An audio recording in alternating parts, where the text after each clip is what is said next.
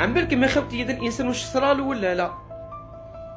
هذا سفيان بن رحايل ينحدر من ولاية برج بعريريش. يعني يا خاوتي ارتكبوا فيه مسكين جريمة بشعة. 4 صحابو حكموه خاوتي، جردوه من الملابس تاعو وربطوه كما نقولوا حنا في بوطو تاتريسيتي، في عمود كهربائي، مشي هنا وحبسته خاوتي.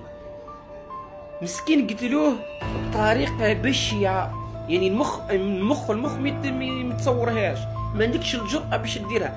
تجيب حيوان ما تنجمش دير فيه الشيء هذا.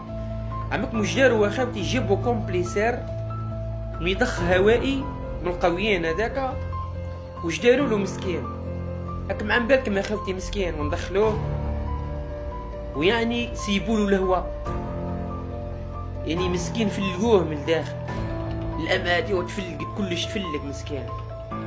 ايماجيناه الكومبليسير هذاك تجيبو في روضة تسيمي وتبقى لو كون متحبسش تطرطق الروضة هذيك. وشفت الروضة التسيمي قد ما خاوتي، يعني الوحوش البشرية اللي عايشين معاهم لازم الدولة الجزائرية دير لهم حل، لازم القصاص دا إبرة بشوي نبقى يضرب خوه، لأنه خاوتي الوضع رايح للأسوأ.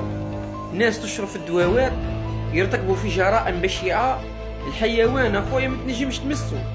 ايماجينا دير الانسان، شوفوا مسكين كيف براءة، مهما يكون واش دار. وقال لك الناس يحكيوا عليه عاقل السيد، حتى مهما يكون واش دار تروح تقتلو بالطريقة هذيك. خاوتي ما تنساوش شابوني وجيمو